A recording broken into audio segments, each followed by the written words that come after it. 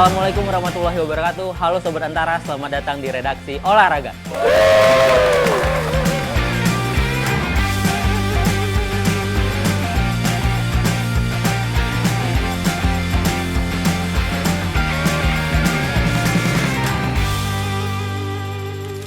Episode kali ini kita akan membahas perjalanan Garuda Muda yang terhenti menuju semifinal karena kalah oleh Korea Utara. Nah, teman-teman melihat tanggapannya perjalanan Kosnova yang terhenti padahal di fase grup itu luar biasa, kita sapu bersih, bahkan juara grup ya. Itu gimana? Tapi sebelum itu gimana Pak? Kedinginan apa gimana? Iya, saya mau menyikapi dingin kekalahan semalam. Itu 06 itu skor apa waktu masuk sekolah? Aduh, dia. Oh, kayak gitu ya. Kacau. Nah, jadi gimana? Ngelihatnya ya, Iya. dari lawan Korea Utara tuh kayaknya udah targetnya kan cuman lolos Piala Dunia dan udah dapet tiket. Artinya secara mentalitas mungkin udah nih sampai targetnya gitu. Oh, jadi hanya sebatas mengejar target itu doang ya? Iya. Harusnya kan kita bisa melebihi itu gitu loh. Kalau dilihat dari segi statistik juga kan timpang banget gitu. Padahal Korea Utara juga istilahnya levelnya nggak beda jauh sama tetangga sebelah dia, Korea Selatan gitu-gitu kan. Cuman terbukti di lapangan ya skor setengah lusin gol tuh kayak bukan Indonesia banget gitu kan di turnamen ini. Ya karena kan 6-0 dan sebelumnya cuma kebobolan 1 gol. Itu pun lewat penalti di Yaman. Jadi kayak pertandingan kemarin itu, kalau saya ngeliatnya emang udah demam panggung dari sejak menit awal sih. Kena gol, habis itu kena gol lagi 2-0. Kena gol cepat tuh dalam 20 menit. Dan kemudian waktu babak kedua perubahannya juga nggak signifikan. Jadi malah nambah, alih-alih kita bisa balas 1 gol aja, malah ketambahan 4 gol. Dan malah ada gol keempat atau gol kelima itu beberapa kali kesalahan lah. Jadi jadi ya demam panggung aja menurut saya. Karena mungkin Demam panggung dan apa ada salah strategi yang diterapkan juga oleh Kosnova? Kalau menurut gue sih lebih ke emang udah kalah di semua lini sih. Kalah di fisik. Korea Utara tuh skill nggak istimewa. Tapi begitu adu body segala macem, udah kalah. Kelihatan dari gol keempat kalau nggak salah yang body charge, jebret, jatuh, deh kalah tuh. Terus udah gitu pemain kita kayak apa ya, bingung sendiri nih. Ini gue mau ngapain nih kalau udah kalah kayak gitu, udah udah kalah dari body, udah kalah dari speed, udah kalah dari pressing segala macem, udah kayak aduh mau kemana sih nih, akhirnya mau bingung. Harusnya kalau menurut gue si Coach Nova tuh nggak cuma punya plan A, plan B. Kalau ngadepin tim setangguh, sespartan itu harusnya punya D, E, F. Dan transisi antar strategi itu kayaknya setahu banget gue ya. Kayaknya nggak ada gitu.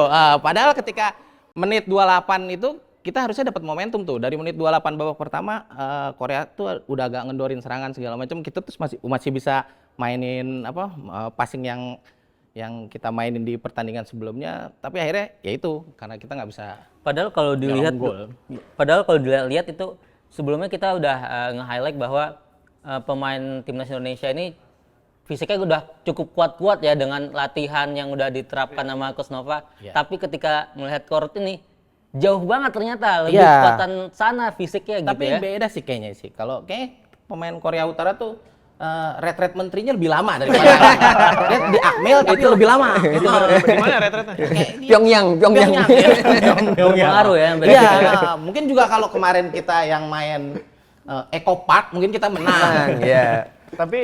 Tapi kalau saya ngelihat pertandingan kemarin sebenarnya secara nggak langsung itu menunjukkan bahwa Korea Utara lebih matang sebenarnya timnya. Matang, dia persiapin banget. Lebih matang dan kita bisa ngeliat di babak grup mereka tuh nggak yang ngoyo banget.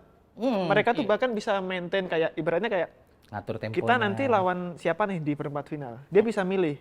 Andaikan mereka kemarin terakhir menang, mereka juara grup, mereka lawannya Korea Selatan.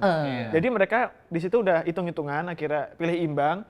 dan akhirnya ketemulah Indonesia gitu. Nah, ya itu yang idiom turnamen kan gitu kan. Maksudnya ketika lo masih pertandingan grup, lo bisa milih nih ritmenya kayak gimana, poinnya ntar gue ketemu siapa nih, gue bisa milih. Nah, ketika udah sistem gugur, itu harusnya kita lebih all out kemarin tuh, lebih yang pressing. Udah lo mau kalah 15-1, 15-2, yang penting orang udah tahu lo di situ, wah Indonesia kalah nih, tapi orang bakalan ngenang lo, wah tapi dia determinan nih mainnya kayak Nah, gitu soalnya sih sebenarnya. kemarin pressing juga setengah-setengah cuma Mirza doang. Nah, Terus terlalu itu.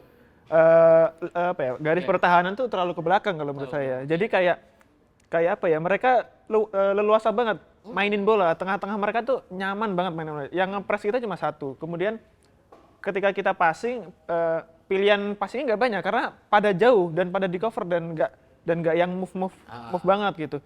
Dan kembali lagi menurut saya yang dari menit awal demam panggung itu menurut saya merubah segalanya waktu itu. Tapi sebenarnya kalau yang saya lihat ya, sebenarnya 4 menit, 10 menit pertama itu kan kita juga diserang ya, tapi kita bisa mengimbangi menurut saya masih di 4 menit awal itu.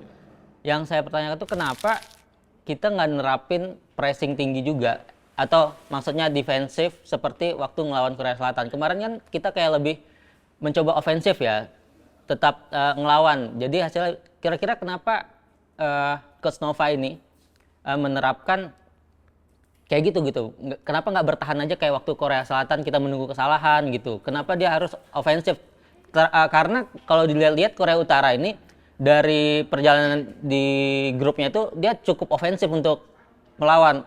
Militannya luar biasa. Dan di pertandingan kemarin itu pemain kita benar-benar nggak dikasih ampun gitu loh. Nggak dikasih. Dari Pressing terus. kiper itu pemainnya striker 2 orang udah siap ngejar, langsung pressing Dia gitu. nggak ragu tabrakan loh. Orang pemain Korea Utara tuh udah tackle hajar, tapi nggak kasar. Tabrakan benturan mereka oke aja, dia hajar aja terus. Kayak gitu. Nggak yang, tapi nggak manja. Maksudnya yang baru sebentar udah langsung nggak Itu gitu. ciri-ciri negara komunis gitu bang. Iya sih emang, tapi Ya gitu kan. bawa negara lu. Waktu laga pertama lawan Korsel sih sebenarnya kurang lebih hampir sama sih. Iya. Cuma bedanya Korsel itu yang laga pertama dia finishingnya jelek. Nah itu makanya. Sebenarnya itu doang sebenarnya kekurangannya. Maksudnya kalau misal mereka finishing lebih baik, kita Habis sebenarnya kita. bisa kalah. Karena kita lawan Korsel itu shot kita cuma 2, itu pun dari penalti sama rebound, dan itu untungnya gol. Nah yang kemarin itu kita lebih banyak nyerang sebenarnya. Cuma emang nggak dapat aja peluang mateng benar-benar nggak dapat. Dan kalau secara fisik menurut saya ya sebenarnya bisa bersaing sih. Cuma mungkin karena si Indonesia itu baru pertama masuk perempat final, baru pertama masuk Piala Dunia secara lewat kualifikasi. Jadi ya itu mereka kayak apa ya, kurang tenang, kurang menguasai. Terus kayak kagok aja sendiri. Sedangkan Korea Utara kan dia udah Wah pressingnya luar biasa. iya. Dia di Piala Asia aja jadi tim kedua tersukses setelah Jepang. Mereka memiliki 2 gelar, dan di Piala Dunia U17 mereka udah 5 kali ke sana. Jadi emang bukan tim sembarangan ini tuh. Udah matang gitu. Iya, benar. Apa ada ini faktor tekanan dari negara yang makanya mainnya begitu militan di sana gitu kan? Enggak sih, kalau Korut tuh emang dari segi kelompok usia, entah putra sama putrinya emang bagus. Terbukti kemarin di Bali Piala Asia U17 juga yang putri, mereka bisa tampil juara juga kan. Nah, mereka tuh pengembangan kelompok usianya jelas gitu dibanding kita. Yang notabene kita liga juga belum ada kan. Cuman EVA doang. Itu kelihatan banget di mana pemain-pemain ini demam panggung akhirnya karena nggak ada menit bermain reguler. Tapi kalau dibilang demam panggung, itu 3 laga pertama itu kita aman loh, nyaman gitu mainnya. Demam panggungnya malah di fase grup, fase gugur. tipikal permainan kali ya. Karena ini sih apa tuh namanya? Kalau misal di babak gugur ya, kita kalah sekali, kita masih bisa lolos. Iya nggak? Jadi mereka tuh secara psikis lebih tenang kalau menurut saya. Sedangkan di babak gugur, mereka kalah, itu langsung out. Bukan karena udah kesampaian target dari ketum. Ya, itu mungkin Nah, itu mungkin. ada faktor lain juga sih. Salah 3 faktornya itu Secara mungkin. mereka udah nggak yang ngoyo lagi kayak yang 3 laga awal. Secara mental udah beda kan, kayak targetnya udah nih dapet gitu. Apa yang kita coba terbang ke jauh-jauh ke Arab gitu kan, udah dapet tiketnya, dan secara psikis pun apa yang kita cari dari sini gitu. Umroh mungkin habis itu. Mungkin bisa jadi. jadi kan, iya. Bisa jadi. Allah Cuma alam ya kan.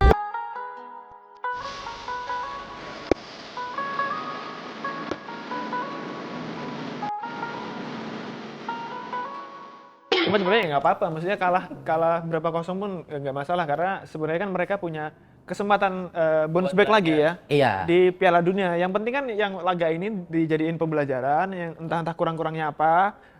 Ambil contoh mungkin kedalaman skuad kurang, kualitas mereka kurang, ya nanti diperbaiki selama 7 bulan ngebangun ke depan lah buat menuju berapa bulan bulan November. ini. Jadi biar Ah. nggak mengulangi kesalahan yang sama dan ya paling nggak bisa lolos lagi. Yang belajar buat ngelawan Korea Utara tuh Iran. Iran tuh dikualifikasikan kalau 4-1. Kemarin dia bisa nahan. Walaupun golnya ya deflected ya. Tapi ngaruh sih menurut saya ya, apa pendidikan di negara masing-masing termasuk Korut ini gitu. Karena kalau kita lihat Korut itu masuk Korea Utara ini masuk Piala Dunia itu tahun 2010 yang waktu bisa hampir mengimbangi Brazil pada waktu itu kan 2-1 dan terbantai 7-0 kalau nggak sama Portugal gitu kan. Dan setelah itu banyak media yang tidak meliput lagi, nggak tahu keberadaan pemain-pemain Korea Utara ini. Bahkan ada warga Korea Utara, ini fun fact-nya, yang udah membelot ke Korea Selatan, membilang waktu itu ada ngungkapin bahwa ini bisa jadi nanti pemain-pemain yang kalah di Piala Dunia waktu itu bakal disuruh kerja paksa gitu kan. Ada tekanan-tekanan kayak gitu bisa jadi, mungkin ini ada juga, makanya mereka mainnya betul-betul ngoyo. Bisa aja ya. Bisa jadi mungkin Bisa jaminan jadi, kan. iya jaminannya keluarga kan entah bapaknya atau di mana gitu diumpetin kan. Kalau menang bapak lo keluar, kalau enggak Culik. Terlepas dari ini ya, terlepas dari kualitas ya, sebenarnya Korea Utara juga udah bagus secara kualitas. Jadi Iya, betul. kalau menurut saya kan next ini mereka lawan Uzbekistan loh. Sama-sama sama itu Sama-sama final kebagian kalau kuat. menurut gua justru. Nah iya, maksudnya mereka salah satu calon kuat juara sih. Bang. Iya benar. Karena bagus mereka. Ya Coach Nova juga bilang gitu kan, bahwa Korea Utara ini salah satu favorit lah buat juara di Piala Asia ini.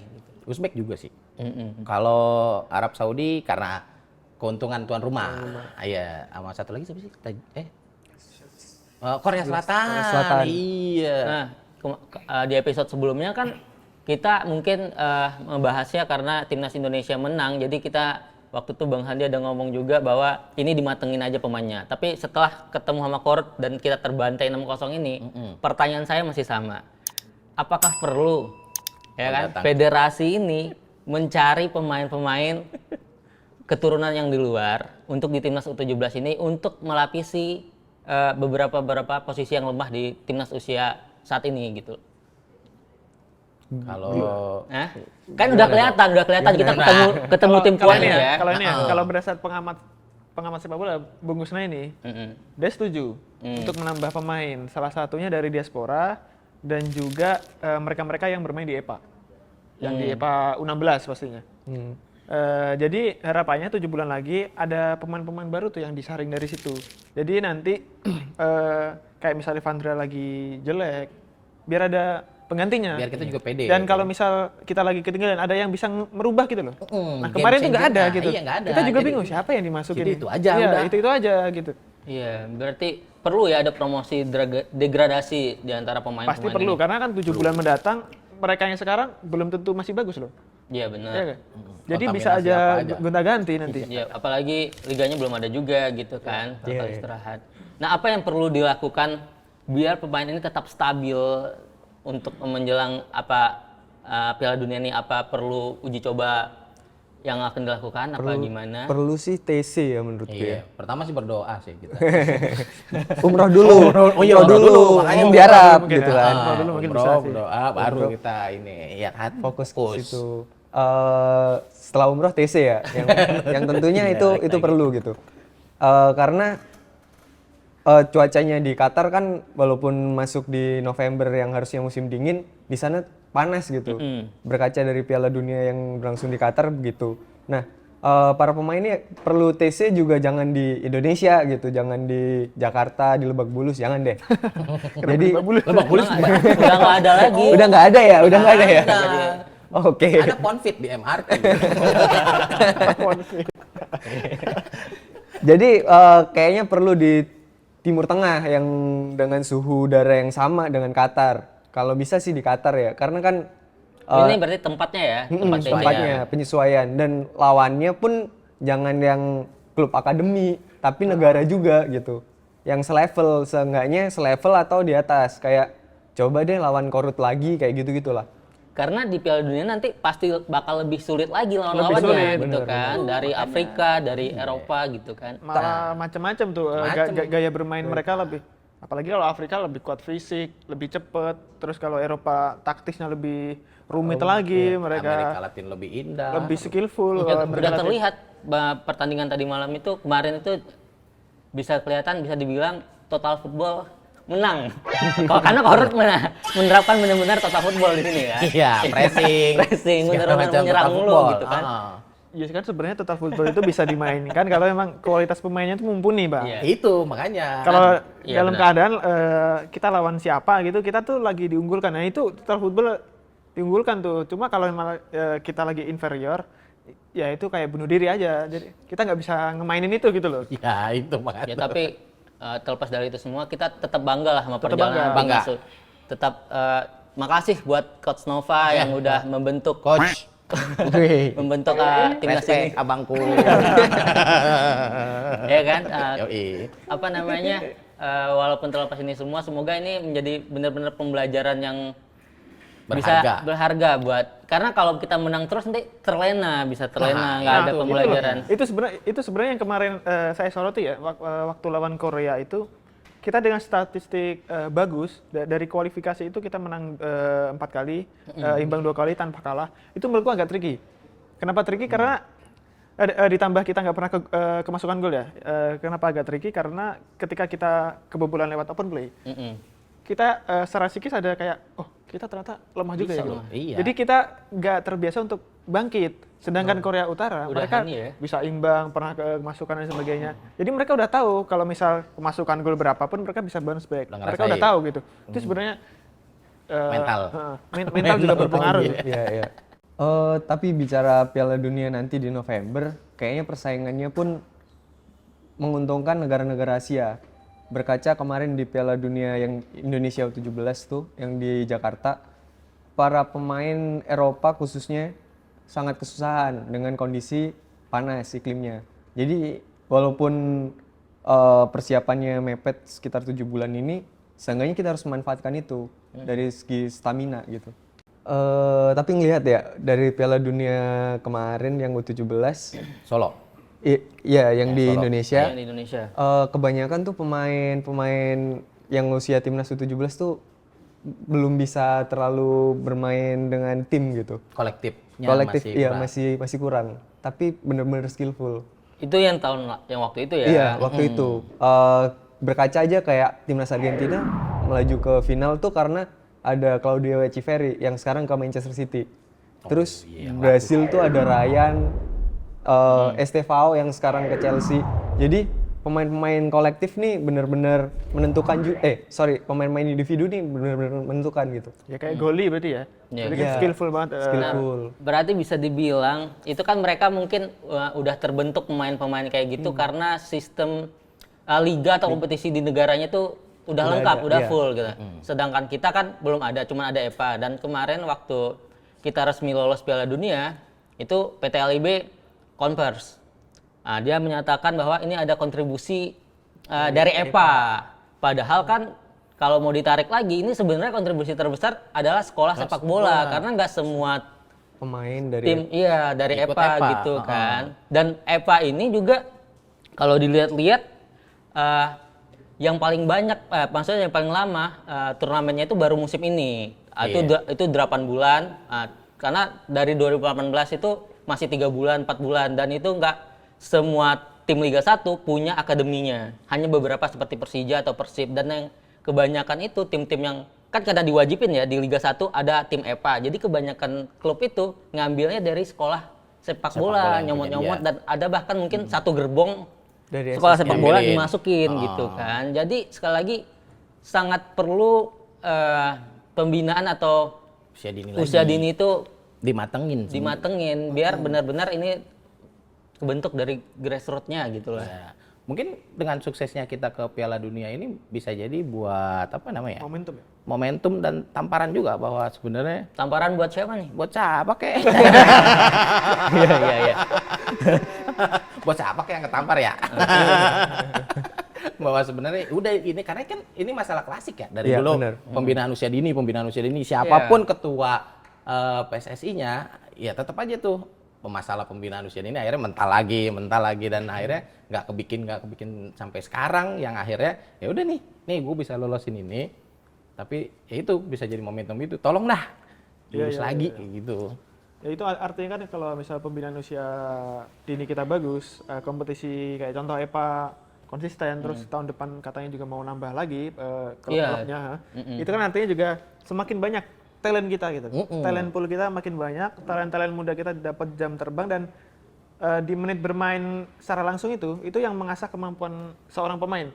Di latihan tuh nggak bisa didapat hal ini. Yang bisa didapat hanya cuma main langsung. Nah, sama tadi kan saya bilang bahwa ada kemungkinan ya kita bakal ngambil pemain diaspora.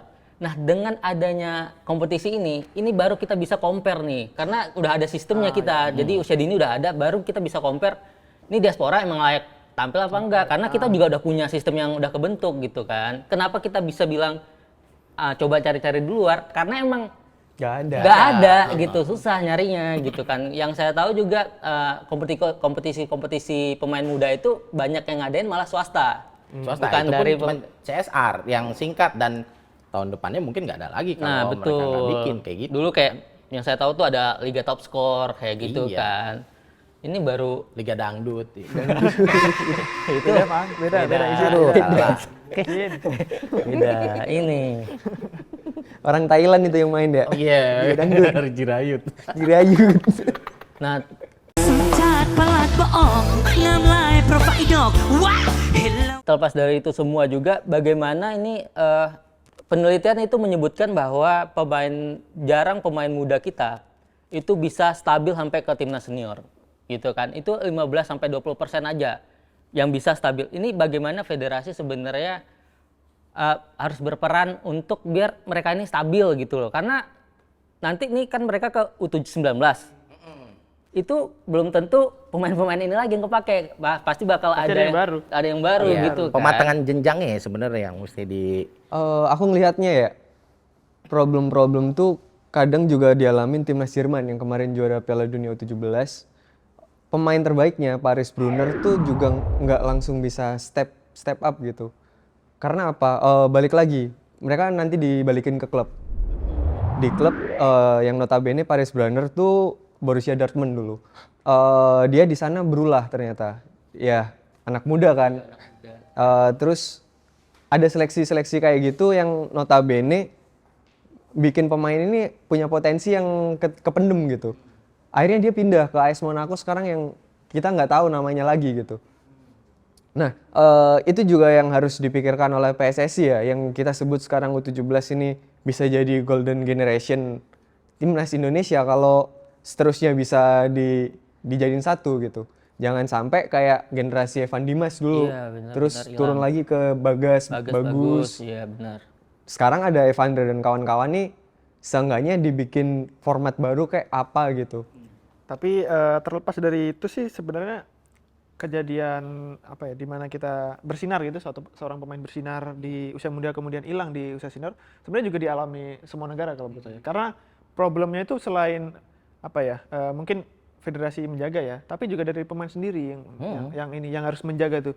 Kayak attitude bener attitude. Kayak di mana ya? Di Belanda kan banyak banget tuh wonderkid Belanda yang U17, U20 hilang. Habis itu hilang sekarang. Maksudnya itu juga Bahkan hilang dari Piala Dunia nggak ikutan.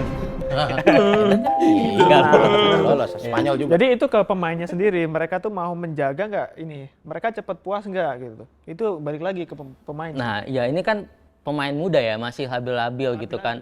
Ini apa perlu adik-adik timnas U17 ini dibekali dengan apa namanya? Psikolog gitu karena mereka ini masih muda-muda, terus pengguna sosial media yang cukup aktif gitu kan. Terus apalagi kemarin menang, untungnya Coach Nova kan membatasi medsos. Mungkin habis ini kan bakal ngecek medsos gitu kan. Itu tuh pas menang tau lah supporter Indonesia ya follower kalau naik. menang luar biasa Iya. apa membanggakannya, Euforianya, euforianya, memuja-mujinya luar biasa, bakal bisa over lah gitu kan. Tapi kalau kalah sama gitu kan. Nah, itu apa perlu teman adik-adik ini atau PSSI lah setidaknya atau gimana membekali psikolog atau orang-orang yang pintar di bidang ini untuk membekali adik-adik kita ini untuk biar nggak star syndrome atau loser syndrome. Bisa jadi kan dua-duanya kena gitu gara-gara omongan dari netizen ini gitu. Aku rasa ya untuk jadi atlet terkhusus sepak bola profesional sekarang jangan hanya psikolog aja, tapi juga perlu nutrisionis. Karena apa? Mereka masih 17 tahun.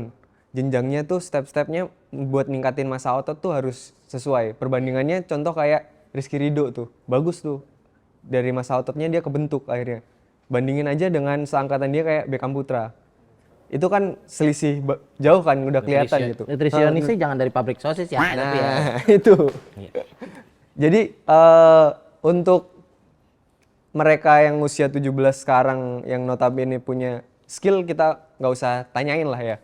Mereka punya skill, tapi kalau memang mau naik ke jenjang yang lebih lagi, ya mereka perlu 2 pendampingan ini gitu. Nah, soal nutrisi di usia-usia sekarang, di usia 16-17 sebelum 20 tahun lah pokoknya. Kalau kata dokter Tirta itu masa emasnya kita membentuk massa otot. Jadi itu kalau kita benar-benar bagus makannya, terus kita juga bagus olahraganya, which is ini nge-gymnya, terus latihan angkat beratnya gitu kan, itu otot kita juga makin bagus dan lebih bagus lah perkembangannya, lebih signifikan gitu. Jadi secara selain secara psikis, selain medsos, yang nutrisi juga penting untuk menjaga mereka sampai ke level seniornya. Tapi balik lagi juga faktor psikis juga berpengaruh ya. Apalagi kalau udah terkenal DM kayak gitu-gitu, jangan dulu deh gitu. Ya karena banyak kasus ya pemain muda ini waktu udah top lah di usianya disorot media, terus banyak kasus itu di DM sama Ciwi-ciwi. ya, ciwi-ciwi gitu untuk mendekati. Oleh karena itu si Coach Novan jaga biar mereka jangan main medsos, itu salah satunya. Nah ngomongin Coach Nova lagi, Boleh. kira-kira dengan udah kalah nih kita nih di lawan Korut, udah kita lupain lah, kita fokus Piala Dunia. Apakah mungkin Coach Nova akan tetap dipertahankan untuk Piala Dunia ini? Dipertahankan. Nyara. Dipertahankan lah. Aja. Karena Coach Nova nggak gagal di AFF. Enggak. Oh, wah ini ngukurnya dari situ ya, karena di AFF nggak gagal. Iya, peringkat 3 kan. Lolos fase grup juga, jadi aman. Bukan karena mereka udah lama, karena Coach Nova yang udah ngebentuk pemain-pemain ini ya. Nah, itu alasan jujur saya. Jujurnya. Nah, tadi bercanda ya. Berarti Turnamen kecamatan itu ya. masih dipertahankan. Masih dipertahankan lah karena nggak ada apa alasan untuk ganti dia coba. Haruslah. Karena bisa jadi kan ini Piala Dunia gitu kan, ajang kita, jangan biar nggak jadi lumbung gol sama negara-negara lain. Kadang-kadang kan gengsinya tinggi ya orang-orang di atas sana. Pengalaman di kemarin aja. Yang mana? Yang bapak-bapak kopi itu. Takutnya kayak gitu lagi kan. Ya, ya harusnya diberi kepercayaan lah karena Coach Nova ini aset penting lah dari pelatih lokal kita. Untuk saat ini Coach Nova kayaknya pelatih lokal muda terbaik yang punya prospek bagus lah karena ya dia sebagai pemain juga dilatih pelatih top, sebagai asisten pelatih juga bergurunya sama pelatih top, jadi dia punya segalanya untuk menjadi pelatih hebat di masa mendatang dan nggak menutup kemungkinan ya nanti next kalau dia bakal jadi pelatih timnas senior juga kita nggak ada yang tahu juga kan. Mau highlight pernyataan Coach Fahri Husaini Wow, yang gimana tuh? yang dia bilang katanya kan untuk menuju Piala Dunia U17 kali ini tuh lebih gampang daripada era saya. Kalau misalnya sistemnya udah kayak sekarang, sebenarnya udah lolos ke fase waktu itu dia udah lolos di fase grup dan harusnya udah bisa ke Piala Dunia kalau formatnya kayak sekarang gitu kan. Nah, ngomong-ngomongin format itu sebenarnya apa yang beda dengan format dulu gitu Yang sama format yang baru ini? peserta tambah banyak jadi 48 tim dari 24 ya Pacar ya? Iya, 24. Dan kemudian Piala Dunia ini next akan digelar setahun Setahun sekali Nah, dan berturut-turut di Qatar ya. ya. Jadi Sampai 5 kali gitu. Ngapain Qatar itu? Ya, Ya mungkin bisa jadi Arab dan sekatarnya gelarnya. sekitarnya. Sekitarnya. Oke. Nah itu tuh 48 tim dibagi ada 4 mini turnamen berisi 12 tim ya itu ya. Iya. Jadi dan itu 12 tim akan dibagi 3 grup dan nanti ada juara grup sama runner up lolos ke 32 besar ya, bukan 16 besar. 32 32. Jadi plus 3 peringkat 3 terbaik ada kan? iya ada 8 peringkat 3 terbaik. Jadi artinya kalau misal kita kedapatan nanti drawingnya grupnya menguntungkan gitu, Untung kalau ya. menguntungkan ya, kita bisa ngincer ini peringkat ketiga ini. Ketiga sebenarnya Nah, paling bagus ya. Jadi kita bisa Seenggaknya menorehkan ketiga dulu, sejarah lagi ya. Format yang sekiranya kisruh juga nih, karena turnamen ini akan panjang banget dengan 48 tim dan total lebih dari 100 pertandingan gitu. Sebenarnya format-format begini nih juga sempat dapat kritikan ya, karena kan ini pemain muda. Pemain muda jangan terlalu dikasih banyak waktu dulu deh gitu. Kira-kira apa alasan FIFA ngebuat formatnya setiap tahun begini gitu? Ada, karena kalau dulu kan 4 tahun apa 2 tahun? 2 tahun Dua sekali, tahun. 2 tahun Kalau sekali. Ini setiap tahun. Apa? Kecintaan pada sepak bola. Waduh, sarang ayo. Oh, saling iya makanya. aman banget ya. Tapi bohong. Ada alasan khusus nggak FIFA? Bisa jadi ya. Ini kan kita tahu lah Gianni Infantino ini mata duitan banget sebenarnya kan. Nggak enak nggak itu? Saya ikutan juga, saya ikutan. Ini Kamera sini doang nih. Iya. saya tadi gini sarang ayo loh ya. Kelihatan banget dari Piala Dunia aja yang dipilih dulu Qatar, sekarang Amerika, terus Arab juga terpilih gitu. Dan sekarang pun kenapa harus Qatar yang dipilih selama 5 tahun 5 tahun kan? jadi tuan rumah. Jadi ini juga tanda tanya kan, apalagi kalau bukan duit dari Qatar gitu. Kesiapan infrastruktur mungkin ya atau bagus mungkin atau mungkin apa FIFA ingin ngelihat gimana sebenarnya negara-negara ini ngelihat develop pemain-pemain mudanya tiap tahun kan berubah tuh 17. Bisa jadi nggak sih dia gua buat kayak gini biar kelihatan, biar nanti di timnas seniornya FIFA lebih concern ke kompetisinya dan ngasilin bakat-bakat baru dari Balik negara. lagi ya, kalau hanya difokuskan ke U17, ya ngapain gitu. Tapi kan selama ini ketimpangan antara 5 benua ini kan kelihatan banget tuh kalau di Iya, level iya. senior kan. Ada dari Piala Dunianya hegemoni 2 benua ini aja udah susah tuh dipatahin karena kan selama ini yang juara ya dari Eropa sama dari Amerika Latin salah. Dari Eropa sama dari Amerika Latin kan. Iya. Mungkin FIFA ada tujuan baiknya untuk membuat 3 atau 4 benua ini lebih Kompetitif. lebih jadi apa namanya kuda hitam lah paling enggak gitu. Ya sebenarnya juga agak kasihan juga sih sama para pemain. Kalau berkaca kalau di Piala Dunia antar klub yang tahun ini juga baru di highlight dengan format baru juga, itu kan lebih banyak tim ya. Dan itu mainnya di jeda kompetisi. Jadi kayak pemain-pemain udah waktunya libur, mereka main lagi. Jadi Desember. bukan, Juli ya, sekarang pindah ya? Juli. Biasanya kan Desember kan. Jadi takutnya mereka tuh malah desperate gitu loh, kayak burn out gitu loh. Jadi nggak ada waktu istirahat buat keluarga, buat liburan. Jadi oleh karena itu nanti takutnya kualitas pertandingan menurun. Kenapa menurun? Karena banyak pemain-pemain penting yang cedera. Bisa resikonya itu. Resikonya salah satunya. itu. Heeh. Kita lihat dari pemain profesional yang udah kena ACL tuh sebenarnya karena mereka terlalu banyak bertanding. Padet. Padat. Kemarin kasus yang terbaru kan Alphonso Davies tuh dari Bayern Munchen. pemain kita juga ada Tristan yang akhirnya nggak berangkat ya Nah. kan. ACL kan dia. ACL, Iya. kayak gitu-gitu tuh. Jadi jangan dilihat dari format yang panjang doang gitu. Apalagi undian ditaruh di belakang gitu. Iya. Gitu. Itu Ya, Itu apa? kan udah diulang. Diedit lagi. Biar aman gitu kan. itu liga mana? Zambia? Iya, kayak Moldova. Bratislava apa dah gitu pokoknya kayaknya. Nggak mungkin dong kalau gitu. Iya, kayak Liga Ponorogo juga enggak. Yang ambil undian tuh kan sakit. Oh, gitu. Iya, dia kena under table syndrome, mainnya di bawah. Di bawah mulu ya. Sakit tangan. Iya, makanya sakit. Tapi Gini. balik lagi dengan Kemana? format Piala Dunia. Balik lagi dengan format Piala Dunia ini sebenarnya kan menguntungkan buat negara-negara seperti kita ya. Dan kasihan juga negara-negara yang udah menganggap mereka tuh eksklusif Jadi sama rata sekarang ya Itu, kan. mungkin Itu tujuannya. keuntungan buat kita juga gitu kan. Apalagi kita satu-satunya perwakilan dari Asia Tenggara. Asia Tenggara. Harus kita gendong Kita seperempat gini. rumah ini. Izin kita. Maaf ya. Kita capek Malaysia, nih. maaf Thailand, maaf Vietnam ya, maaf ya. Nguyen, Nguyen. mana? Pantong tai, tantum lang.